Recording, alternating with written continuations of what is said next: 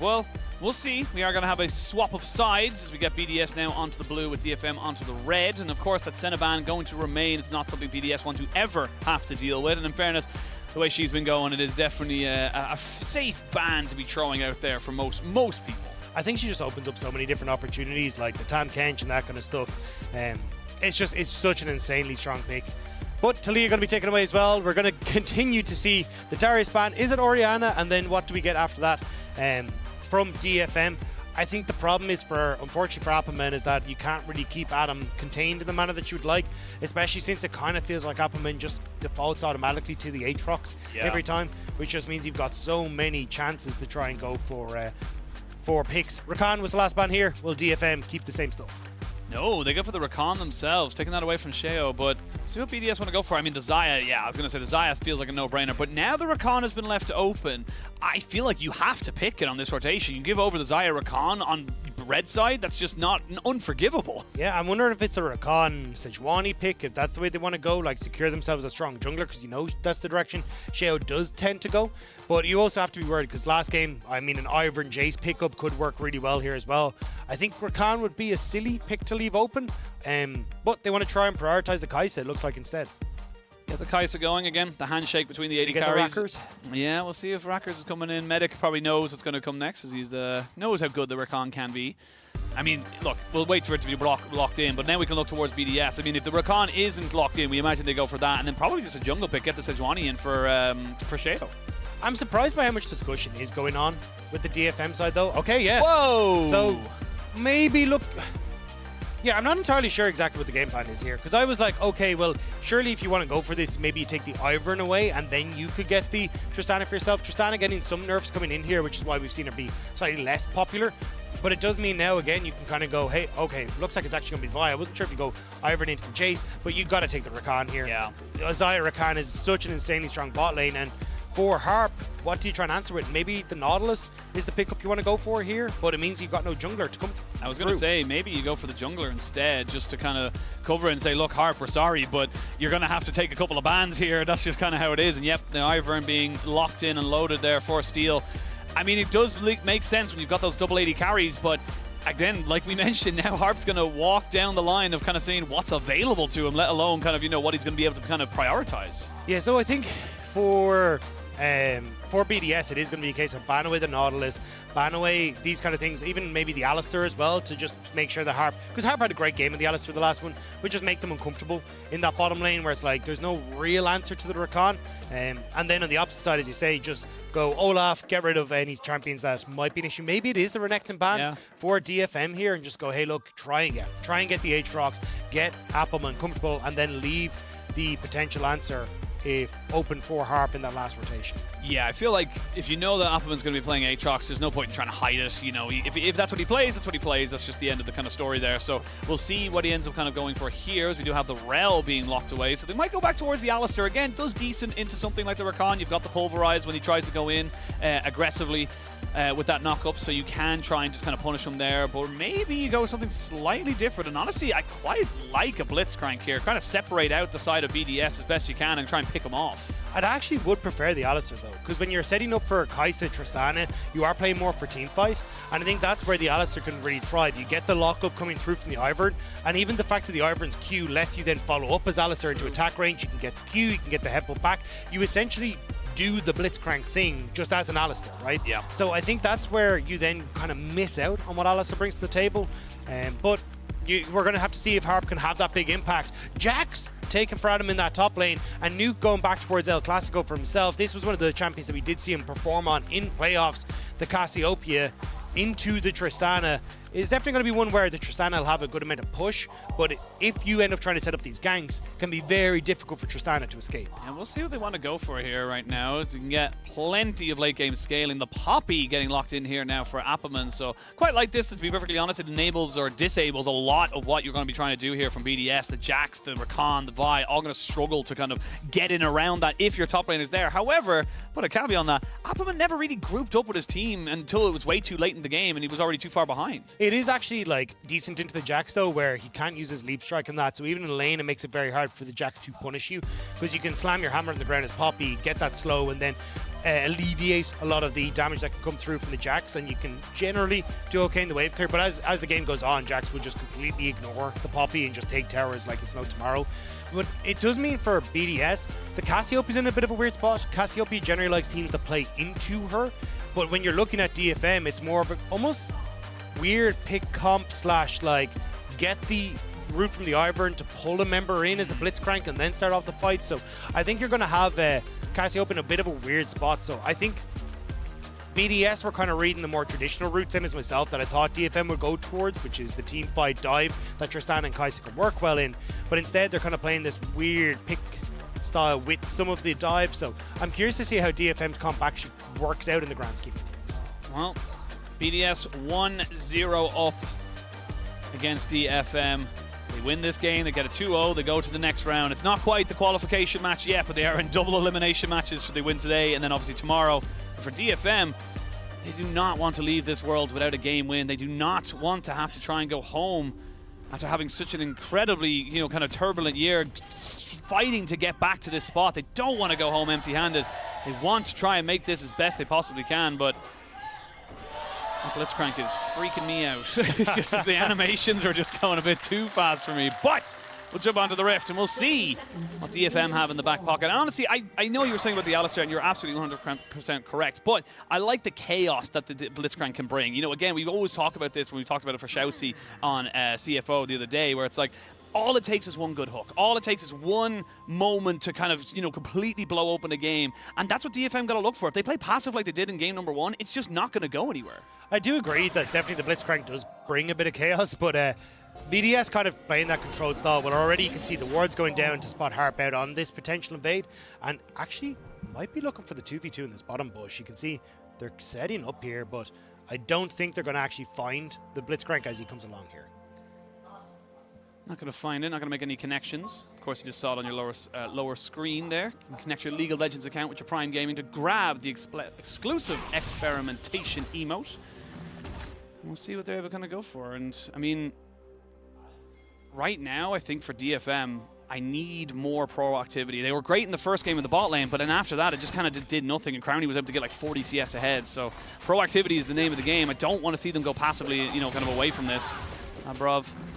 Hooked in, but yeah, I was going to say, I don't know if you want this fight right now. The Ignite goes in, traded back as well. Harp not using his flash just yet. The Ghost comes out. Udapon thinking about maybe going aggressive onto this one, and he is going for that one there. 1 or 2 more auto attacks should be enough, and Udapon gets the first blood. What DFM needed, they to provide. And now as well, even Steel moving into this bot side, wants to try and take a bit of a steal away of the camps here, force Sheo away from this bot end of the map, but nicely done. Burns the Ghost, chases down Labrov, and now Crownie's in a very difficult position as Harp starting to play up once more on that bot side. Great to see, again, kind of the small little weird moments there that kind of work in DFM's favor, and great to see Steel using that opportunity to go for the steal, like you said, because now he knows he has bot lane priority. He doesn't need to be worried about anyone kind of coming up, and now Harp can sit here in a brush, may look for a flash knock-up, swing and a miss, but you miss every shot you don't take.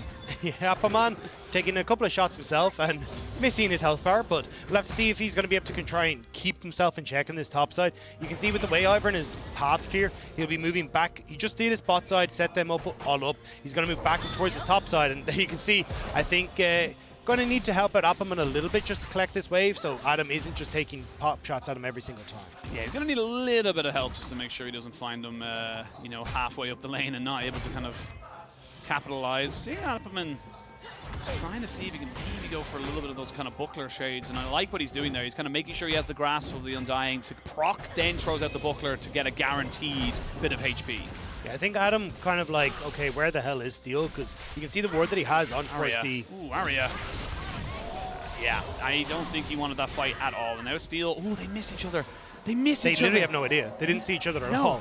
Oh, no! He had no idea that they're coming in now. He's actually looking at it. Oh, Sheo. He's kind of wiggled underneath the tower. And now Steel knows that he's there. Not going to be able to get him away. He failed it over the wall. Sheo will take a fair bit of damage. That's a Red Bull Ivern who will do a fair bit of damage for the moment. Nuke might have to be called in here to save his jungler. Steel, not the biggest of 1v1ers on the Ivern. Did need to be careful there, Steel, because you actually had push on bot side. You can see them considering moving up, but with the fact that they were behind, they're actually just going to back away and keep themselves safe, not wanting to go too hard as Appleman. Oh, Appleman, he needs to get away from this last auto. Doesn't use his flash, neither does Adam. Inches away from getting the solo kill on the top side, and I mean, look, it's kind of back to basics here for Adam. As we can see, Nuke having a much better time of this one here, but now the double knockback, the flash, the auto, the shield! Oh, steal! Right at the last second, coming in clutch for his mid laner, but Arya was definitely looking at a different mid lane than we were. Yeah, I mean, he went in thinking, oh yeah, I've got this, and then realized real quick, hang on a second, I don't want to be here anymore. Struggling a lot into Nuke, who's been consistently able to manage these Qs, and now Sheo will find steal. Yeah, they're going to find themselves now in this one here, but there's a Blitzcrank on there, so we're going to jump in, getting the knock off and the kill down. Nuke gets nuked down. Now they can maybe look to try and get the Tristana off this one. Harp has nowhere to really go. A flash forward from Sheo confirms that kill, a 2-for-1 as BDS were ready.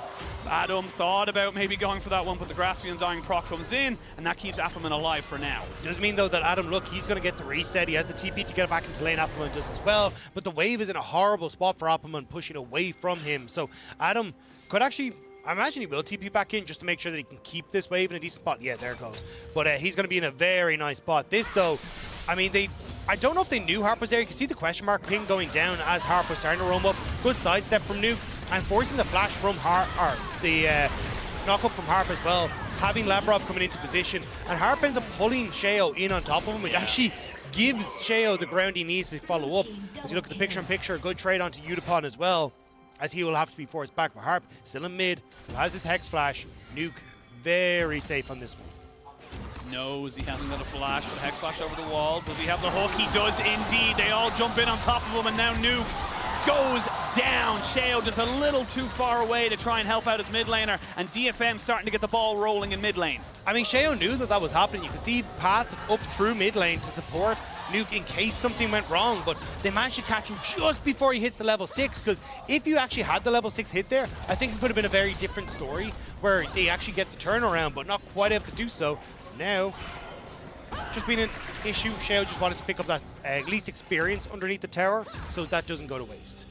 This is good from DFM. They're trying to give a couple of questions to BDS. Yes, BDS are doing well in their jungle and top lane, but for the moment, it's a pretty decent start here for DFM between the mid and the bot. So see if they can convert that into dragons, objectives, things that can make this, this game go on a little bit longer. A little bit more shaky for BDS, but for now, Harp has spent not a lot of time in this bot side, and he's going to maybe go for something here. The knock-up is not going to land onto the AD carry, but now Harp is in no man's land, and Sheo picks up his third kill of the game.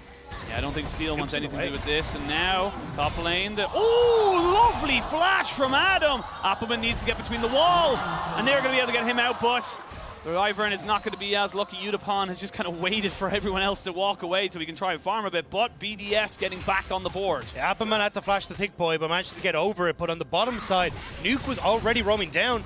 Silas' ultimate here in mid lane if Ari does go over aggressive, but manages to funnel Steel back into Sheo, and they're able to get another kill.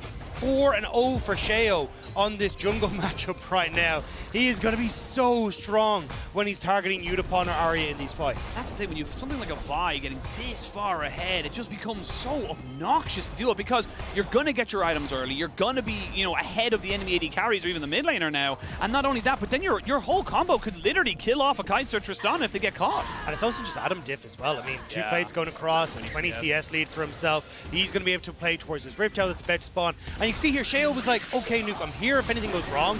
But just the second he steps away, that's when the team actually steps up on DFM to try and make the play happen. So, a bit unfortunate for Nuke there. And then on the bot side, Labrov tries to get both. Udapon able to get the speed up to walk away. But you'll see Crowny able to step up nicely with the root, sets for Sheo. And even look at where Nuke is on the minimap, actually it just disappears. But Nuke in a position there to get Steel, where he's caught out, grounded, and taken out by Sheo as well at the back end of this. Yeah, does try and help out his top bot lane, but that's the thing with the Ivern. He can't really follow up. He has to be there before anything goes down. Now, Sheo maybe going to try and find Udapon. Around the blue buff. Yeah, he's on the blue buff, so he's actually going to find himself a blue. Udapon with the very, very long way around, and unfortunately, I think he's going to lose this huge wave as well because he's not got priority at all. They did just take the Rift Herald on the side of DFM, so they've got that for themselves, but it's going to be hard to try and defend this. Nuka's reset, though. I don't think they can actually go for the Dragon. You can see Sheo wanted to go towards it there and start to power up his Q, but with Arya having push in mid, Steel being there, Harp having access to his flash now that's just come back up, I don't think they're able to really push too far forward onto this one. And giving up the Rift Herald, not being able to respond with the Dragon as well, it's a bit of a rough scenario because now Steel can actually use that with Arya, who's already got some chip damage on the mid lane, get mid priority, rotate down towards the Dragon. Like, this is, at least for the moment, DFM playing well around objectives. Yeah, and you can see now Appleman having that Bomby Cinder should be able to keep himself relatively safe in the top side. Still no flash available for either top laner as they did lose it in that last little skirmish. 4-0 Sheo. He's all the kills right now for BDS. He would have loved if that went onto the Xayah or the Cassiopeia, but now he needs to step up. This is the thing. You can always say if, buts, and maybes about where these things go, but Sheo now has to realize that in the mid-game, he is the carry. Already has Divine Sunderer so far accelerated, but now they may look for a fight after the Dragon's been taken. BDS looking to be aggressive here. Labrov should be able to fight backwards should he get caught out, and a hop over the wall keeps Arya safe. So no Dragon contest really. Zappaman just wants to try and reset this wave. Yeah, I think it was a bit of a weird reset, Thomas. Actually, the stun does land on Zappaman, but the Arya wasn't really in position to contest mid-wave, so they couldn't quite make the play with Steel of Rift Herald into a potential takeover of River. So not able to set that up means that they can't really be in a position to contest.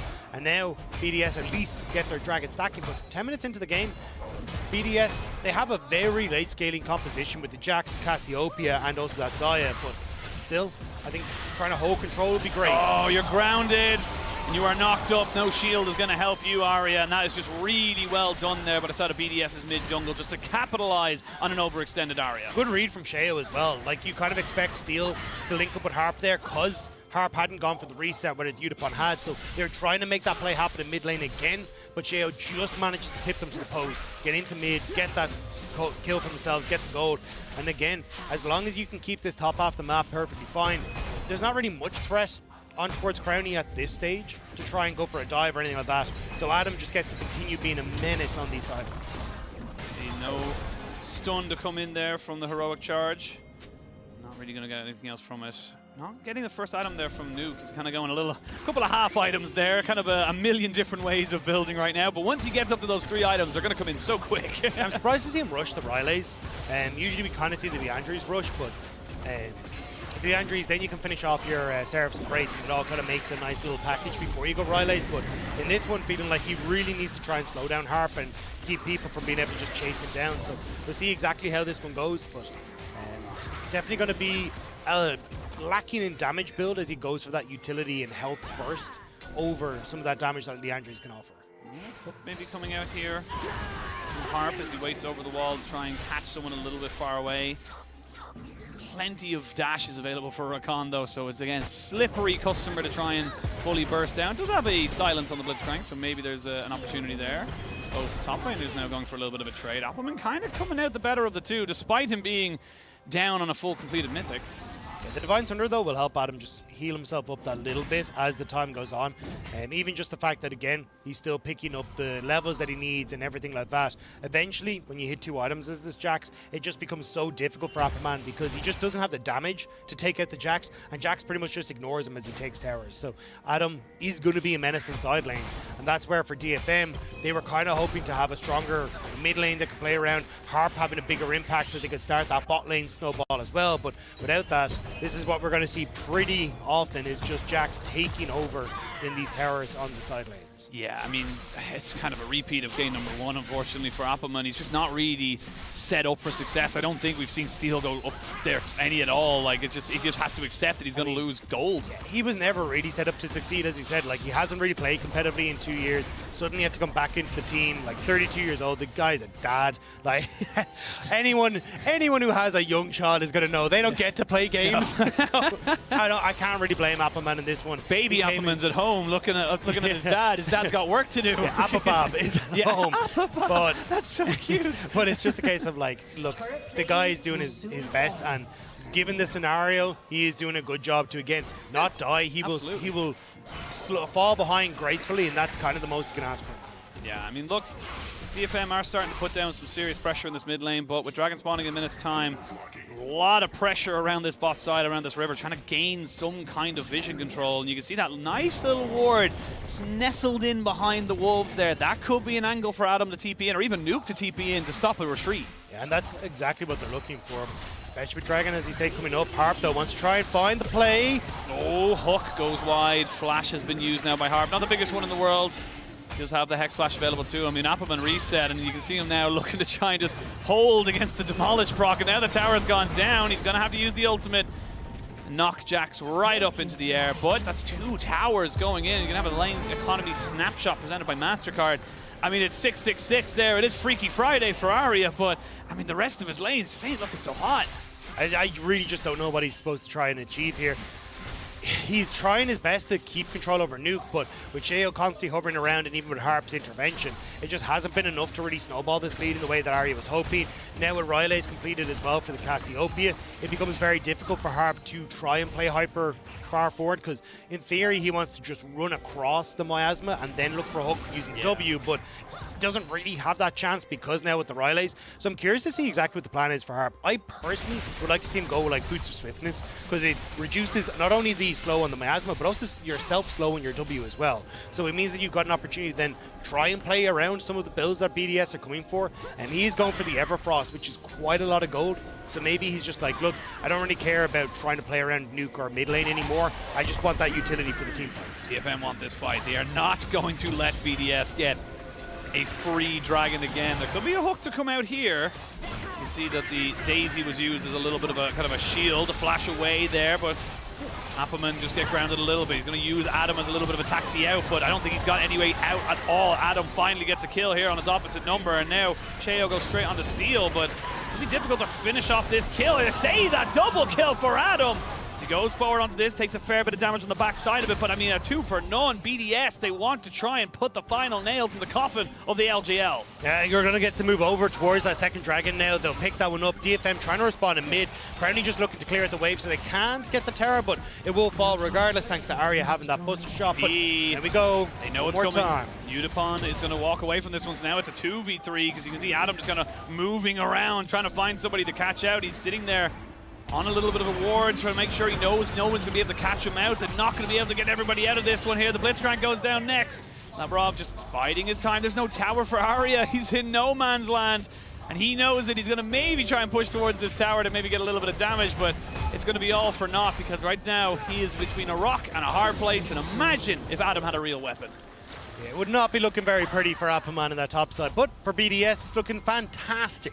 9-3 in kills, a 6,000 gold lead for themselves. They get the kill on top. They nearly considered going for the tier 2 on the bot side, but I'm glad they didn't, simply because it's too many members of DFM that would have been able to collapse on them. But it does mean that if they're going to lean bot, Adam kind of overextended top lane, but just looks to push the wave and back on out of there. Yeah, and there's no real vision either for the side of DFM on that top side, as they had just committed so much to the bot lane, so they weren't really maybe comfortable going for it. So many if, buts, and maybes and questions for DFM, but I mean, looking across the scoreboard right now, 3-0-1 for Adam, 4-0-3 here for Sheo. He has stepped up today, and yes, Nuke was a little bit of a kind of target, if you will, for the side of DFM in the early stages, but it doesn't matter. The man has 2.5 items, fully stacked here, feeling fine. At this stage, it's so difficult for DFM to pull this back, and again, not being able to fall back to the team fight makes this very difficult. As long as BDS are playing the way they are, it's going to be great. And I mean, Observer gets hooked, gets into the feathers and flashes away. Arya was there available. Oh, the roots come down! Crowny goes down, but he takes two with him in a 2v1. Crowny stands tall, and the rest of his team know they can go full tilt on that top side. I mean, we're only 18 minutes into the game. You wanted a confident game from BDS. They're knocking on the doors. I mean, the fact you've already got the tier 2 and top down before you get the mid tier 1 down says exactly how this game has gone for DFM. Now you put down the Rift out of mid. Sheo hops over the wall, says, fantastic, we'll take another one as we make our way out of here. I like that DFM are attempting to make the plays. They're not going to go quietly, but unfortunately, Crowny's a little bit louder than they are.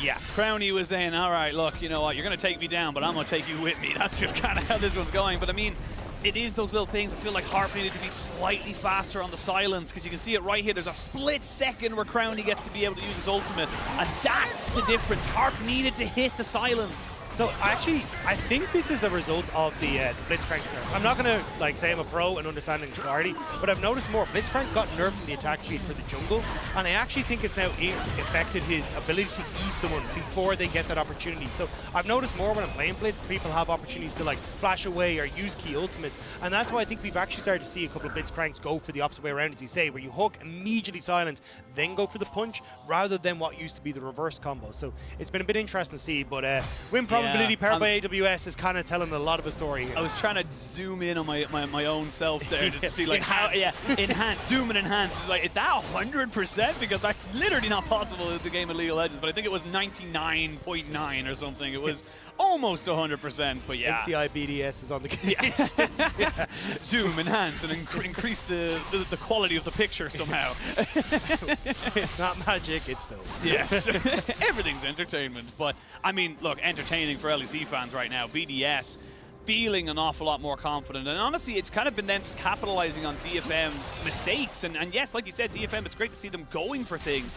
But BDS have had the answers. Like, BDS have always been ready so far this game to kind of go for it. Yes, they got caught out maybe once, but it's going to be a 20-minute spawn. I mean, you can go for it. Look at your items.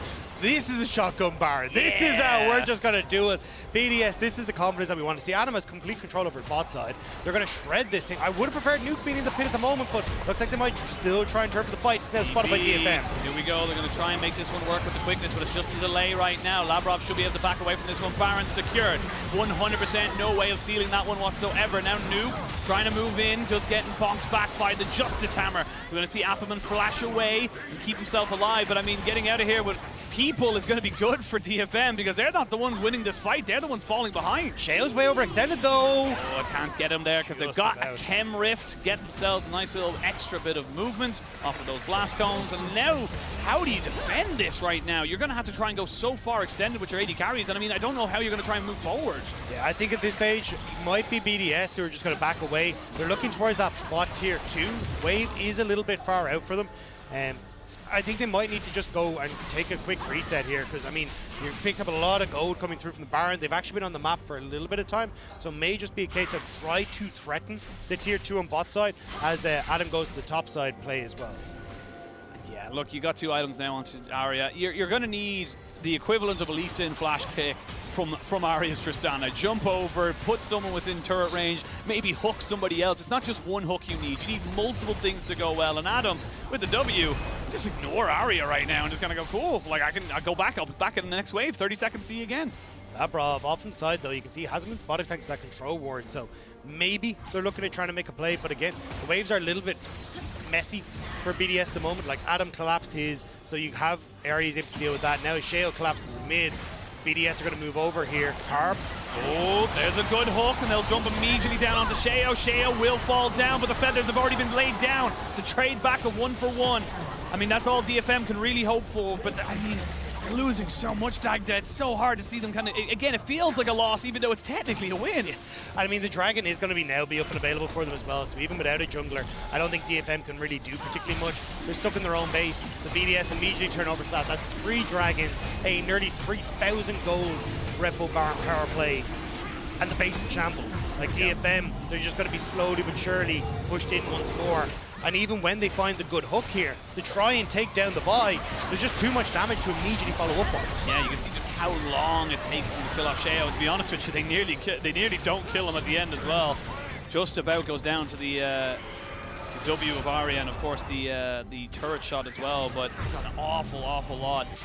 Now 11,000 gold are just below us. Looking at a Chem Soul coming up now in about 4.5 minutes. Baron will run out in 30 seconds, but Nuke's 3 items. You've got 3 items onto Crowny. You're looking at a 3-0-2 Jax who's building up towards a Zhonya's. It's not the 3 items that's giving me confidence that BDS are happy. It's the Sorcerer's Elixir that is in the hands of Nuke that's just like, we end on next push. That is all. I'm not going for another item.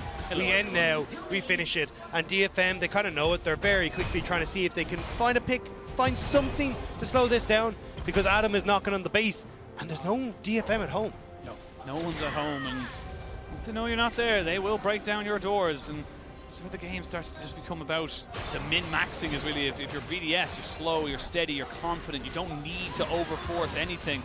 On DFM, you're hoping for a miracle right now. I know it's Freaky Friday, but they need something strange and wonderful to happen for them because they're just so far behind. I mean, it literally, I don't like saying this a lot of times because it does feel disingenuous sometimes, but right now, it's a mistake needs to happen for them. If BDS just kind of dot their I's, cross their T's, there's not really a lot of opportunities for DFM.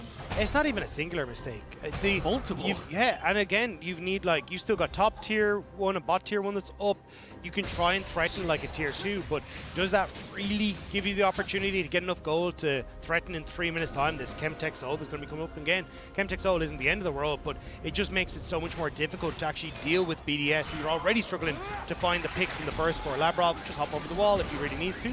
Yeah, I mean, honestly, he doesn't even, he can wait, get hooked, and then just go away. Yeah, just go away. So he can actually use the Blitzcrank as a delivery system for the quickness as well. That's the scarier part. So right now, the Blitzcrank hook, not as scary for certain members of BDS. I'm looking at the likes of the Jax, the Vi, and of course the Rakan, but right now, BDS very slow and steady. They're going to wait. There's going to be a Dragon in 2.5. There's a Baron in 1.5. They do not have to rush this. Again, it's an elimination match. They need to make sure everything is perfect. Again, BDS though, like, this is a fantastic performance from them, and a significantly better one than I think people were expecting from them when they kind of crumbled the last day. But a win here, again, would set them up brilliantly. Set them up against CFO, a potential to kind of right the wrongs as to what happened to them previously and see if they can get that win over the PCS. And then find themselves up against find themselves in that qualification series. But it's not just this series they have to perform in. It is going to be that series against CFO again to just get into the qualification series. Yeah, and we'll see Gam against Loud tomorrow. BDS most likely going up against CFO. TP all the way back. This is your Hail Mary. This is your last moment, DFM. Your World Championship relies on this. That's a good pick. Now it's a 4v5. Adam and Appleman now here. He jumps in on top of Nuke, gets the knockup, but they can't move forward just yet. They know the Petrifying Gaze is something so dangerous to move forward in. There's the redemption to try and keep him in. Big hook, big kill, shut down. Now DFM, can you get any more? They're going to look for the hop forward. Arya moves over, flash by Adam, shuts down everything. Double kill. Unipon trying to kite back as best he can. A great hook there, puts Shio underneath the tower. He flashes away. It's a 3v3, but you still favor BDS. Yeah, I mean, they get the kills, the response kills, they get the tower, the inhibitor, they're going to be able to back away. It's a beautiful fight from DFM, but it comes that little bit too late to really be capitalized on. Let's have a look at this one here, because it's a huge flank. And again, it's Labrov going a little bit too far forward. Yeah, great hook from Harp. The burst damage is there with Unipon to take him out entirely. And then BDS with the flank coming through from Appleman. You can see the immediate ult from Crowny, thinking Appleman was going for him. But he actually went for Nuke, so baits out the ult from Crowny. And then, yes, you get the pullback to keep Appleman at bay. But a great hook again from Harp onto Nuke. And at this stage, it's like, you just need to call it quits there. But Arya sees blood in the water, but didn't realize it was DFM blood, and ends up giving it across to BDS with a kill back. If Unipon had fallen, that would have been game right there. But the fact he doesn't means that BDS have to respect Unipon and back away and come back to fight another day. Come back to fight indeed. Crowny just using everything within his disposal. And it was a fight between the AD carries there. Unipon versus Crowny in our Mercedes featured matchup, and honestly right there and then it could have been the game. Now we go back onto the Baron. They know it's being started, they know it's being done, they have to fight this, they can't let this go down. Harp, who can he get the hook on? Go. Labrov looking for the quickness. He does get silenced straight away. They're not going to be able to stop Adam from moving in on top of Appleman. And the Blitzcrank is dead. Turned to scrap. Adam moves forward, gets bonked back, but it's a double kill for Crowny. He wants to join the 80 carries that have picked up the pentakill today. Triple kill for Crowny as he looks for a little bit more. We'll have the fruit to try and keep him going this one. Arya moving forward, trying to do something here. Unipon, quadra kill for Crowny, and they'll give it to him. Pentakill for Crowny, and BDS will stay alive in the world's play-ins. The Pentas of play-ins are popping off. BDS find the kills, they find the win over DFM, and they find themselves a date with CFO in just a matter of days. We are getting spoiled right now by the AD carry performances as everyone gets a pentakill. You get a pentakill, you get one. But BDS, they know that is only one step in the job they have to do. They still have